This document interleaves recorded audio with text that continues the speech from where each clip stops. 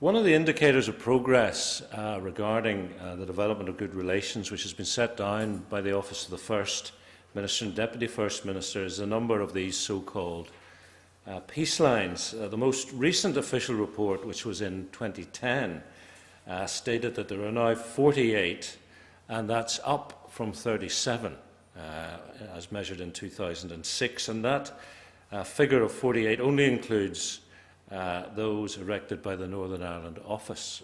By contrast, a count by the Institute for Conflict Research, which was published in between those dates in 2008, stated that there were 88 interfaces. Furthermore, peace lines, I think, would be generally regarded as an urban and indeed a Belfast phenomenon, but the Beyond Belfast report published in 2010 questioned how we identify and define interfaces, taking into account the range of seen and unseen lines of division in both rural and urban areas. And as Paul Nolan noted in the Peace Monitoring Report published earlier this year, peace walls are a tangible manifestation of division, and they're of course easily identified, photographed, and indicated as a sign of a lack of progress in reconciliation at a local level on the ground. Paul briefed the Committee of the First and Deputy First Minister in June this year in his findings, indicating that he wouldn't want to interpret all of Northern Ireland through that just one lens of peace walls. It's not as straightforward as that. There's a need to understand more about what these lines of division are for and what people think about them. And at this point, if I may, I'll go off script, because the clerk of the committee isn't here, but two of the staff are, so they will report back. No doubt that I've gone off script. But two little stories about that theme of what lies behind or either side of the peace walls, just from previous experiences as a journalist and then as a victims commissioner, which have made a big impact on me. As a journalist, if you remember, there was the Shankill bomb one Saturday a few years ago, and then the next week was the Greysteel massacre in the Rising Sun Bar. And what we did at UTV was, after both occasions, we filled the studio with people who'd been impacted by the atrocity and just let them tell their stories. So the second week, we not only had people who'd been impacted by the Greysteel Rising Sun massacre, but we brought people from the Shankill and mixed them together. And one of the victims of the Shankill came up, and when she saw the seating plan, she got very, very nervous and was like physically reacting very negatively to what was going on, because she noticed that she was to sit beside the parish priest from Greysteel. And the issue was, she had never met a priest before from her background, and she didn't know how she was going to react. So we persuaded her that it would be okay, and it was okay to the extent that at the end of the programme, because they had both been expressing the same reaction to the human cost of these atrocities, they actually ended up hugging each other, which was quite a journey for a kind of hour and a half for somebody who had started off in the position I described. The other thing which kind of shocked me as a victims commissioner was one night we took a group of victims and we brought somebody along to talk about an incident in which this woman had lost her brother. The brothers had happened to be a police officer part-time and also a farmer. And they had lived in fear for years that he would be shot on the farm, because the farm was isolated and it was a long country lane to a farm lane with no lights. And I'm afraid eventually what they feared came to pass. And she told her story very powerfully and evocatively at this session that we organised. And I was again sitting beside somebody who looked deeply moved. And his reaction was this. He said, "I live in the Lower Ormo Road. The only time I ever see the police is when they're beating me off the road to get an orange parade down. I never thought of a policeman living in fear." And that was 2009. And I had never thought that somebody living in this country would not have imagined a policeman living in fear. So we have these different perceptions of life, which I think are the differences and the divisions are symbolised by these peace walls. So it's in response to the draft programme for government commitment to actively seek local agreement to reduce the number of peace walls that the committee indicated it would like to see the issue considered in consultation at the very outset with the local communities affected, with the sort of people that I'm talking about who don't have the kind of perhaps holistic experiences that some of us are privileged enough to have in our life. So I'd like to welcome Professor Gillian Robinson, Dr. Jonny Byrne and Dr. Cathy Gormley Heenan from the University of Ulster. They've come to talk about the research which is on public attitudes and awareness of peace walls. Professor Robinson is Director of ARC at the International Conflict Research Institute, has published extensively on social attitudes, gender and policy development in transition. Dr. Gormley Heenan is Director of the Institute for Research in the Social Sciences and has published works on the politics of Northern Ireland and on peace building. And Dr. Byrne has undertaken considerable research in the area of division and interfaces in Northern Ireland. They are the co-authors of research carried out for OFMDFM on attitudes to peace walls, published earlier this year. You're all most welcome, and we look forward particularly what the two are presenting are going to say. The Committee for OFMDFM is required to scrutinise the department as it carries out its functions, and one of these is the responsibility to develop the policy for good relations. So with the Cohesion, Sharing and Integration Policy Framework under development, the Committee takes a very keen interest in how reconciliation works at a community level. And just to finish, in March this year we held a roundtable event to look at community relations issues. We invited a range of groups in the community to discuss the topics they felt relevant, including peace walls. A number of participants highlighted the importance of engaging with communities at the peace walls and discussed examples of where progress is being made. So on that positive note, I will invite Jonny to lead us off. Thank you very much. Apologies for you that have heard me speak over the last few weeks and months since the research has been commissioned and published. You're all very welcome. What I'm going to try and do today is outline the presentation as such. We're going to look at the rationale and the research methodology about how it took place and why it took place. I'm going to draw on some of the central findings, and then my colleague Cathy is going to talk about the community feedback, the policy implications, and then we'll leave some time for conversations among ourselves about what you've heard today. I suppose one of the first things I want to say about the presentation is this is about statistics, and this is our interpretation of the statistics. And the day we launched this report, the front page of the Irish News was 68% of people don't want peace walls down, and that was one of the figures that they took out. I'd be more inclined to look at other statistics within the report, and that's why I think it's very important that people read the report and sort of take on board the different statistics and the way people have responded to the questions, because you can take different things from the findings. I think that the findings from the report overall are more positive than that, and there's an underlying degree of positivity about the peace walls and about talking about peace walls and segregation, which runs through this presentation and runs through some of the findings. But I just wanted to underline the fact that these are our interpretations of what we have understood from people's responses to the questionnaire. You know, other people will take different findings and different interpretations from them. One of the first, and Mr. Nesbitt has alluded to it already, one of the first difficulties we encountered at the beginning in developing the survey is what is a peace wall or what is a peace line? I've been involved in this research in this area for about the last 10 years, and I just finished my PhD in this area last Christmas. And people interpret peace walls, peace lines very differently, whether it's a fence, whether it's a physical wall, whether it's a gate, whether it's the corner of a street, whether it's steel barricades, etc. And that's maybe just within Belfast itself. Outside of Belfast, research has shown that people differentiate streets by traffic lights and by signposts and by fields in some areas. So segregation takes very different forms and very different, it can be framed very differently. So what we decided to do in the context of the research is we took the term peace lines, okay? And what we have done is we use the term peace line to cover all kinds of interface barriers that keep communities apart, including walls, gates and security barriers. Because you could have asked somebody about a peace wall who may live beside a gate, and they may not interpret that as a peace wall. So we wanted to try to make it as universal as possible. So that is the definition that we came up with. We called them peace lines, and we put a definition in the survey. But for the purposes of this conversation, because people use the term peace wall, that's what I will refer to them as from now on. And what we did was we conducted two surveys.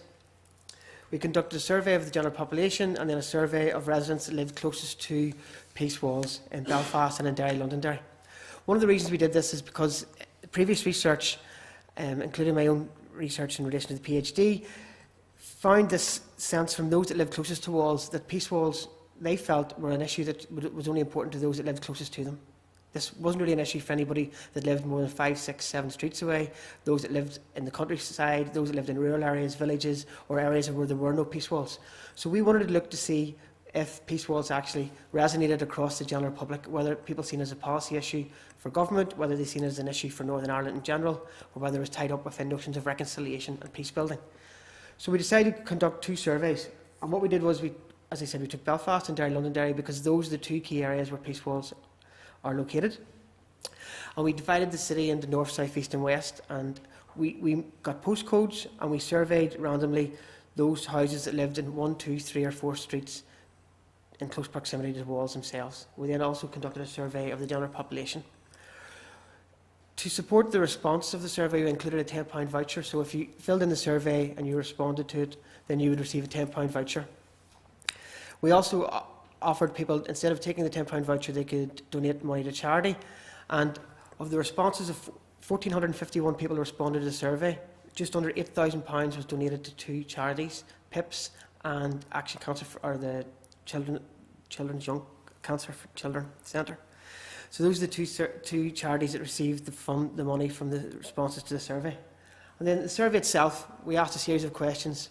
We asked people about how close they lived to peace walls. We asked them about why they felt peace walls were established.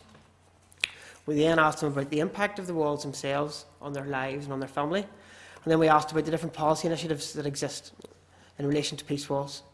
Example like the CSI, Belfast strategy around investment, community safety, consultation, etc. We then asked people, did they know about the different roles and responsibilities of agencies and organisations involved in developing programmes around peace walls. And then finally we asked them about, did they want them to stay up, did they want them to come down, did they want to transform them, what that exactly would look like. So this is just the response rate that we got from the survey, and this is a very good response rate. You'd expect around 28 to 30%. So for North, West, East, Belfast and Derry, Londonderry, those the numbers of responses and the percentages, and the rest of Northern Ireland, which was a very good response rate of 32%. Okay, so we ended up with 1,451 surveys responded. So what do the results tell us? You know, we've got this fantastic data, and what does it really tell us about people's understandings of peace walls? Well, first of all, it tells us what people think about them, why they were built in the first place, what they represent. The survey findings will also tell us about the different roles and responsibilities of those closest to the walls, how people identify what they exactly are doing in relation to the walls themselves, what people's awareness and understanding about the initiatives in relation to peace walls, and then, more importantly, what people's views of the future of peace walls within the city itself.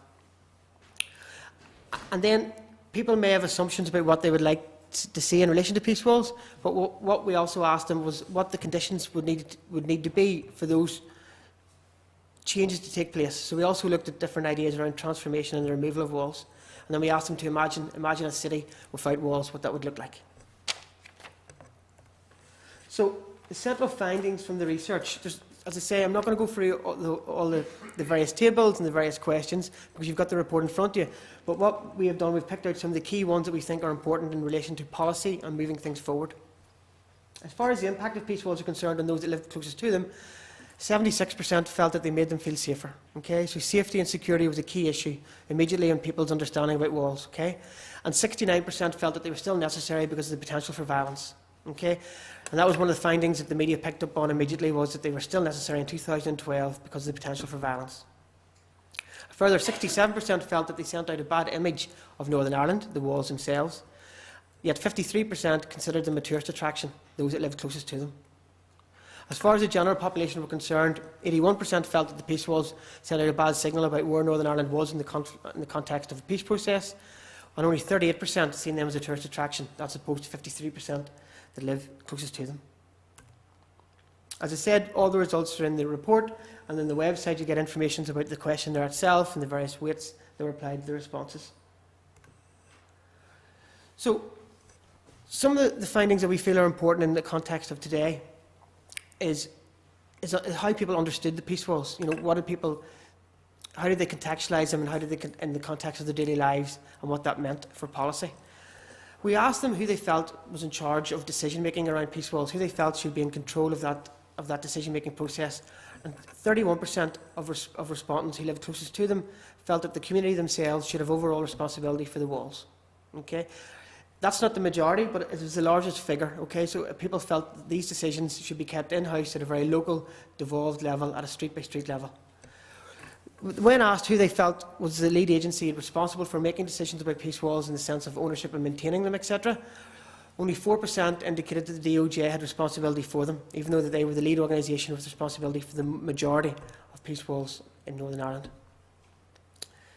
We then asked in relation to initiatives and ideas about peace walls, CSI, Belfast's regeneration programme, the community safety consultation, issues around Alexander Park, gate opening, Northumberland Street gate, IFI funding. There have been an awful lot in the media about different initiatives and programmes in relation to peace walls.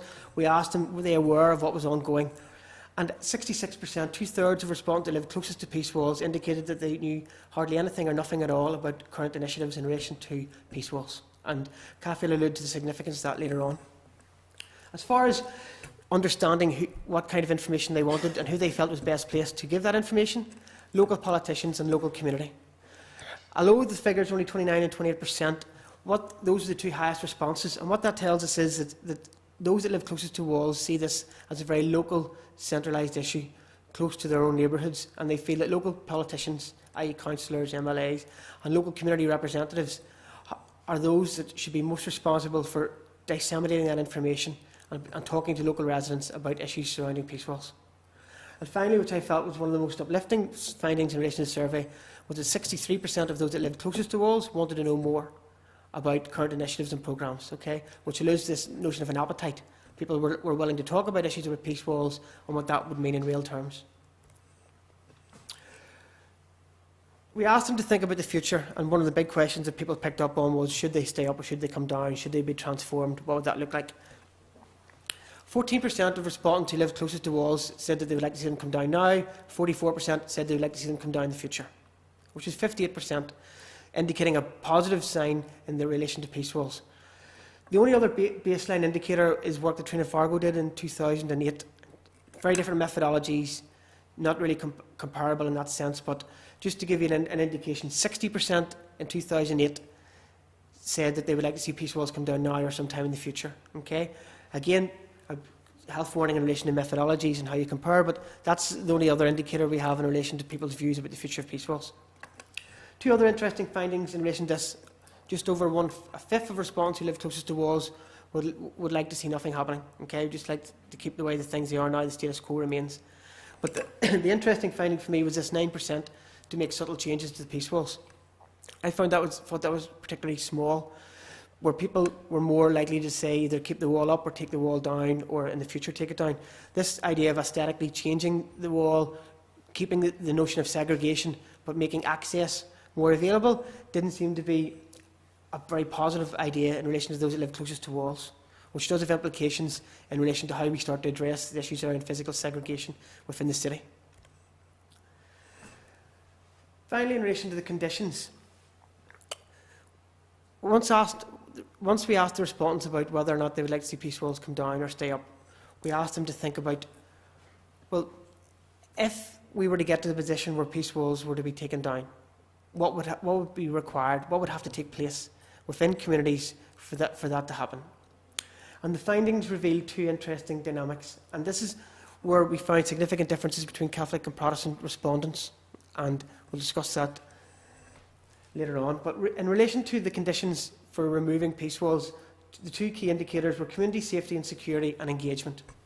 So these were the two key findings that respondents who lived closest to walls felt were crucial for us to get to the stage where we were taking down walls. 56% and 46% felt that CCTV and more policing were the two key factors in understanding community safety and security. However, whenever we started to unpeel those figures, we noted there were significant differences between Catholic and Protestant respondents.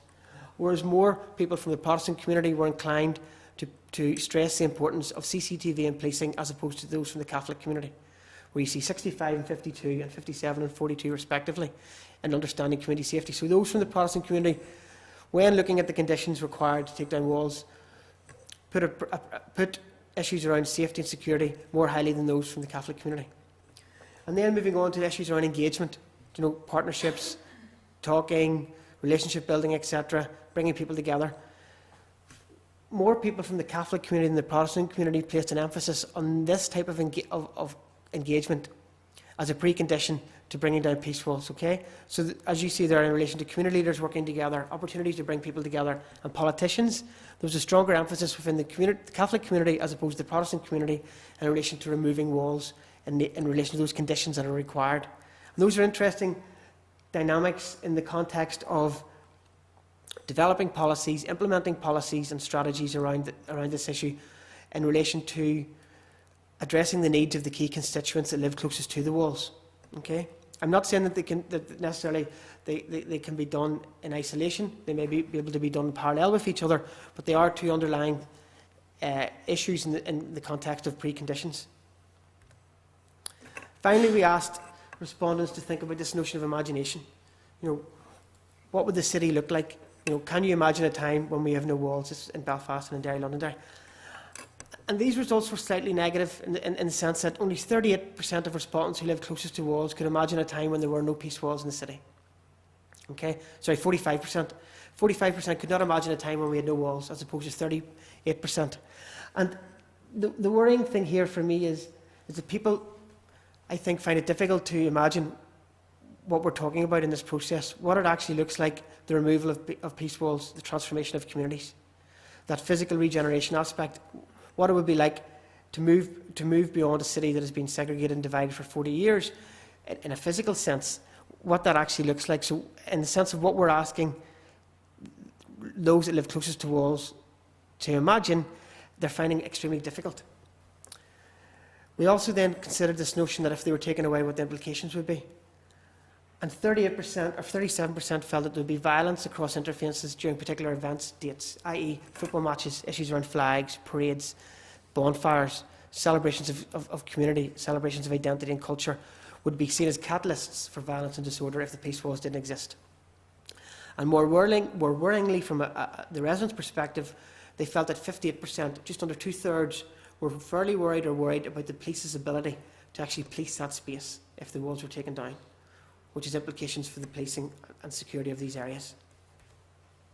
So now I'm going to hand over to my colleague Cathy, who's going to try and sort of contextualise this in the context of policy.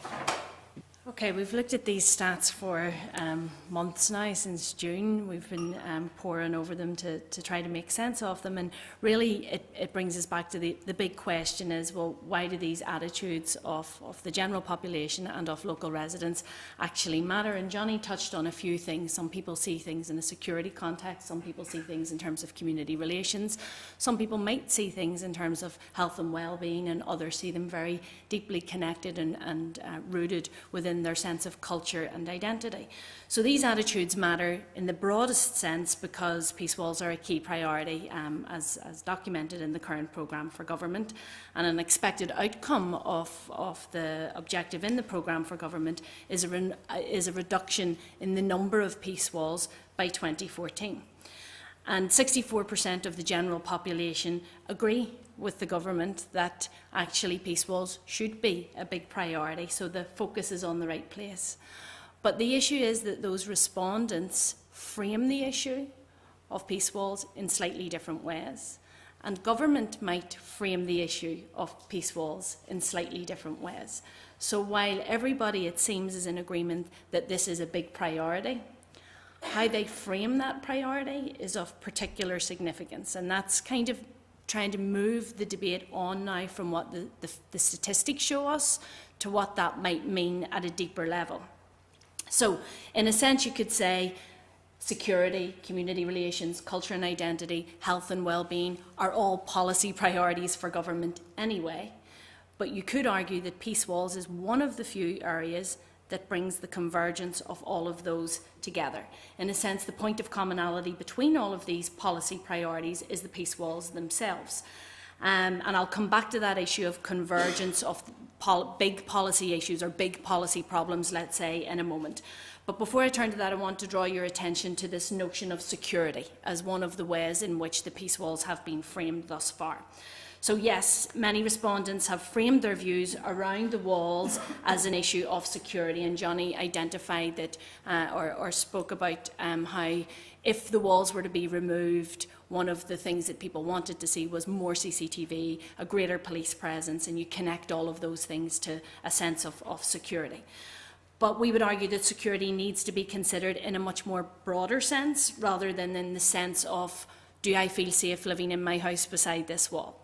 So if you look at it from that perspective, it's not simply physical security that we're talking about. We're talking about notions of culture, identity, and a sense of community that people have.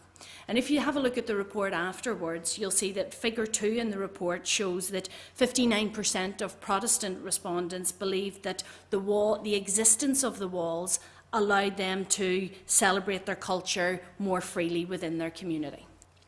If you look at it in terms of identity, 43% of Protestants, as opposed to just 20% of Catholics, felt that the walls actually helped to protect their identity. So again, they saw that sense of security as connected to the security of their identity and the understanding of who they are, much more in a much more pronounced way than Catholic respondents. And if you look at the issue of sense of security, 41% of Protestants, as opposed to just 10% of Catholics, felt that without walls, their communities would disappear. So the existence of that wall protected their community and protected their sense of community. And so security in its broadest sense is really critical here, because while the programme for government and the different government departments can go about implementing suitable policy responses to physical security factors in terms of greater police presence, CCTV and all of those types of things, that's relatively straightforward. Addressing the concerns about a community's very existence and the sense of security in the broadest sense requires a much more nuanced and innovative approach to policy implementation. And I just wanted to draw your attention to that. Security is not security in a narrow sense, but in a very broad sense, and that requires two very different policy responses, one being something that's more straightforward than the other. So when we looked overall then at what these findings suggested that the government strategy and current policy needs to do or needs to be, we think that there's several factors that need to be taken into account that will help move the issue of peace walls from a policy objective in the programme for government to an implementable policy. And one of the things that we've identified is this notion of sharing information. 63% of residents who lived closest to walls wanted to know more about the various initiatives that were underway. Now, that is a very positive finding, but it's also quite worrying, because what it implies is that these 63% of people who want to know more about what's going on feel that they don't know enough. And we're aware that a range of stakeholders who've been involved in all of these different initiatives have been out in the community explaining what the initiatives are about and how these will feed into a broader process around peace walls. But 66% of respondents still maintain that they didn't know anything about it. And it raises a big question in terms of sharing information. How do you access and interact with this currently disengaged community? Because one of the responses from the community activists and community leaders that we spoke to was, but we've been engaging with people for months and years on this. People know what we're doing. And our response was, well, the findings show that 66% don't know. So is it a question of engaging with people who are already politicised? And in many instances, yes, that is the case. And I mean politicised with a very small p, just people active in their community and people engaged in their community. But how do you engage those people who, up until this point, are disengaged members of the broader community around peace wall areas? And that's just a question that I'll leave you with, and maybe we can chat about that afterwards. We also thought that there needed to be more focus on this issue of engagement. Now, Dawn Purvis, when the results initially came out, was interviewed on Radio Ulster, and she talked about a disconnect between broader society and the political class. And she says that we absolutely need more engagement. That disconnect is felt very much on the ground. And our findings have shown that there is a real appetite for a reconnection if a disconnection actually does exist. Jonny's already shown in the findings that respondents said there was a need to create opportunities for the two main communities to come together to discuss the various initiatives, and a need to facilitate a way for the community leaders to come together to discuss the initiatives at a very local level. So that engagement was critical to respondents, but critical at a local level, that they saw that disconnect between the political class and broader society, or at a local level. The findings also suggest a need for a greater emphasis on security, and I don't want to dwell on that, which was why I sort of emphasised the broader security perspective. There's nothing new here. It's a well-known fact that 69% of people, as the Irish News plastered all over its front page, think that the walls are necessary because of the potential for violence, hence the need for greater levels of security. But the reality is that levels of violence and disorder around interface areas have been on the decrease for quite a number of years. That doesn't actually help you address how people feel in terms of their sense of security. So you can produce statistics that say, but actually this area is quite safe now, but the fear of crime and the fear of violence and disorder is something that requires a different response than a statistical response that says actually things are okay here. And Jonny and I were talking about this earlier this morning. When you look at some community leaders had spoken to us and said, there hasn't been a stone thrown in our area in 3 years. So is it time to take the wall down now because there is no violence and disorder in our area? And it then led to a bit of a chicken and egg discussion. Is there no violence and disorder because the wall's there and that stops it from happening? Or would it not happen anyway if the wall had been taken down? So questions around sense of security and how that sense of feeling secure relates to the statistics which say violence and disorders on the increase in their areas, and how people still continue to feel despite that. And that leads me on to imagination, because how people feel is often imaginative. Fear of crime, fear of disorder often can bear no relation to what's happening on the ground. Jonny also touched on this when he talked about the 58% of people, that very positive expression. The 58% of people who would like to see the walls removed either now or at some point in the future. And the more worrying statistic mapped onto that one is that only 38% of respondents can actually envisage a time when that will happen. So in a sense, what people want to happen, that 58% saying, yes, I want it down, is reduced by 20 automatically when they say, but do you really think that's going to happen? No, not in my lifetime, was the sense that I took from those findings. Now, that can be interpreted in one of two ways. It can be interpreted as a lack of imagination, that you just can't imagine how it would look, because for many people, these walls and sort of physical structures and architecture have been there for so long that it's part of the fabric of society, and younger people may not even realise that it's a peace line or a mark of division between two communities. So you could look at it in the sense of, is this about a lack of imagination and not really being able to visualise in your own mind how a place would look without walls? Or it could be interpreted as a lack of faith in our politicians to be able to get us from where we want to go to that actually happening. So it's that implementation of a policy objective. Many of the respondents didn't connect the issue of walls or the absence of walls to any change in their job situation in terms of education or access to services or health and well-being. So when we asked them, okay, let's say the walls never come down, what impact will this have on jobs in your area? What impact will this have on your access to services, to your educational attainment levels, and so on? And most respondents were fairly apathetic in their responses, neither nor. They didn't see it as either adversely or positively affecting the way that they lived their lives. And one of the responses that we had from the community leaders that we'd shared the original results with was that actually this notion of imagination and how it might look and why it might be a good idea wasn't enough.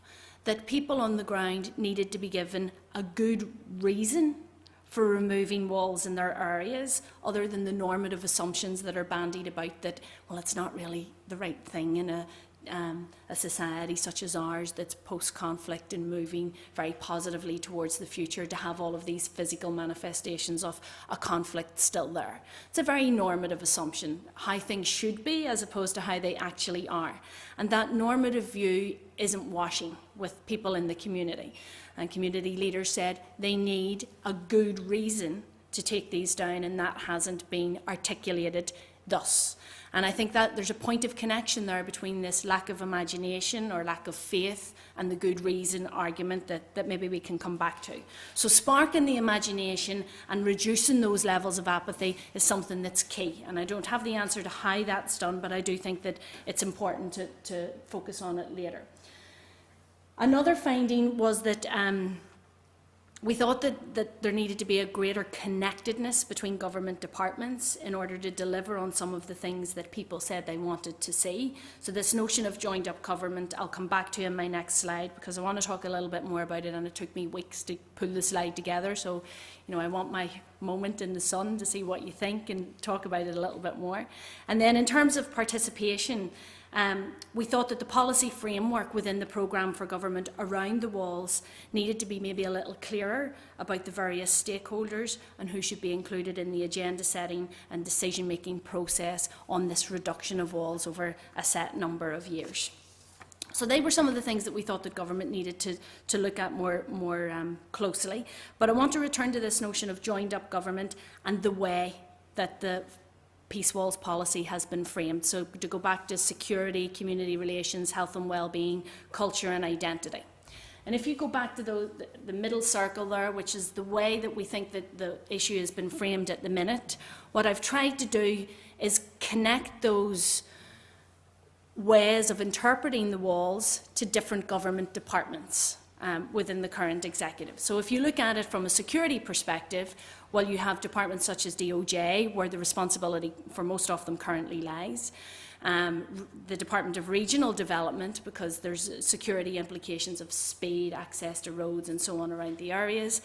And the Department of Enterprise, Trade and Investment, because a lot of the feedback that DETI might get internationally, certainly from Mayor Bloomberg when he was here, was that you'd have more inward investment if you didn't have the walls in these areas, and they're trying to balance that against the fears of some people within the communities. If you look at it from a community relations perspective, you have OFM, DFM there. You could also have the Department of Education and how our young people see the physical architecture that exists. And I'll digress slightly to tell you that a number of years ago when Jonny was doing his PhD, I had brought my 8-year-old daughter into the university with me when we were giving him the once-over and drilling him before he sat in front of a expert panel to interrogate him on his research. And I had said to her, she was only 8, you need to come into the university with me, we're doing a Viva for Jonny on peace walls. And she said, what's a peace wall? Now, we'd driven past one every day on the way to the university since she was born until she was 4.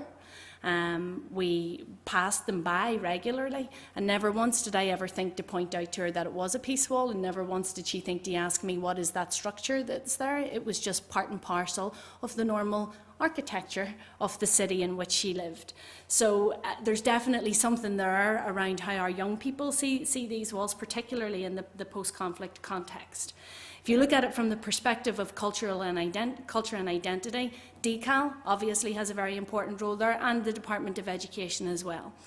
And if you look at it from the health and well-being perspective, you have DSD, Health and Social Services, and the Department of the Environment, all having some connection to these policy priorities that have congruence around this one big problem of peace walls.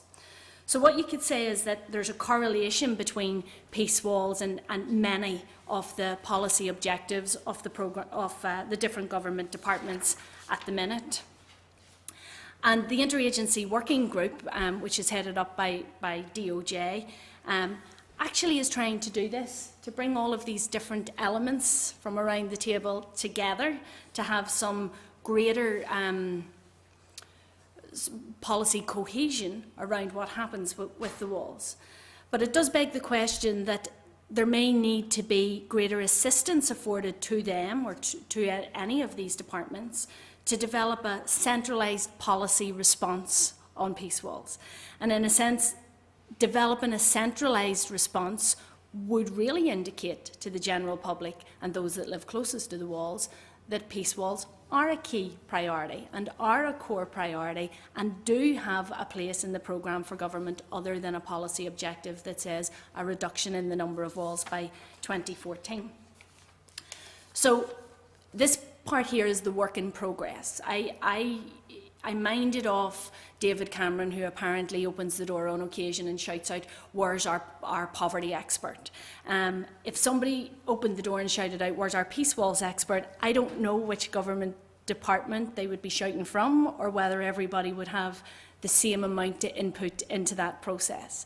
And if I take it back to a university level, which has its corporate plan, and then every faculty within it has to set its policy objectives to show that it's meeting something in that corporate plan.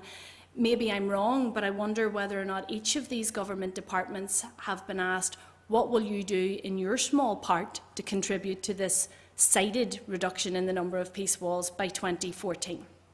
So I want to throw that out there and maybe have a discussion about that, because that's the point at which we're at now. We've mulled over the results for a long time, and we're trying to see, well, how would you push this forward in some way? So that's where we are at the minute. What we've done with this research is we've had 3 community presentations. We've had a presentation in NICFA, which had about 70 people at it, one in Farset with about another 40 at it, and one up in Derry with about 40 up there. We've met with the interagency working group and fed back some of those ideas about sharing and engagement and security, and imagination and so on. We have today's briefing as part of the RAISE seminar series, and we'll also be meeting with OFM, DFM to give them a briefing on the findings as well. We've had a couple of more informal briefings with the NIO and the Department of Foreign Affairs in Dublin. And the results of the research have, at the time, partly because of when the results came out, generated a huge media interest, so much so that it ended up on the front page of the New York Times.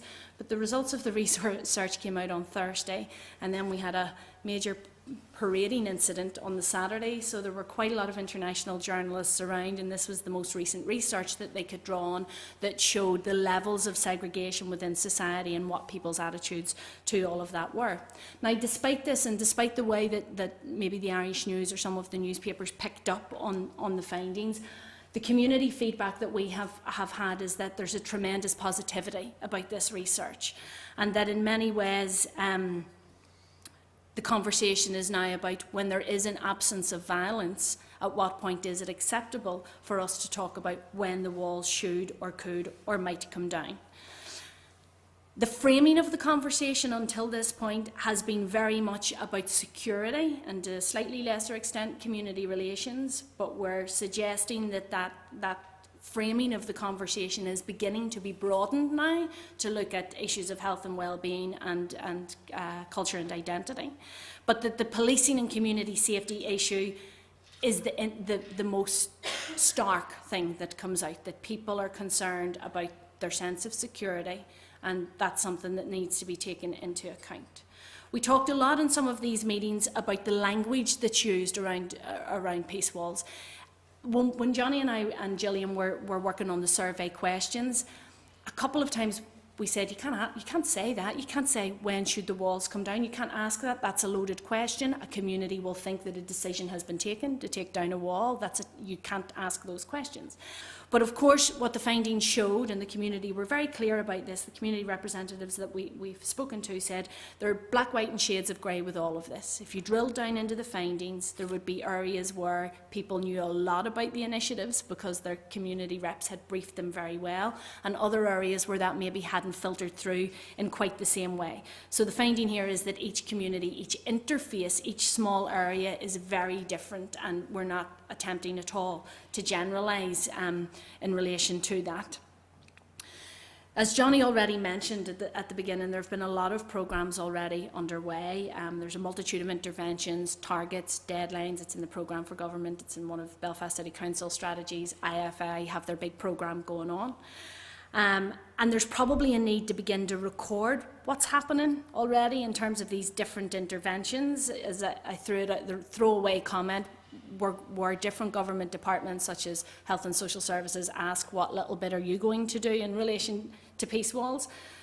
So there's probably a need to record what's already happening and building on the good practice that's happening around this issue within the communities, particularly through initiatives like the IFI strategy. So what we hope today is that in addition to the community feedback that we've had, that we get some more stakeholder feedback to help influence or inform where we take this research next. Particularly because the point of all of this, it's applied research. We want to offer something to government and to policymakers and say, perhaps you might want to think of it in these terms. So what does all of this today mean for government? Well, the key message is that 64% of respondents believe that the walls should be a priority for government, and that it's already in priority 4 of the programme for government, recognition that the walls are a priority. So you could say job done.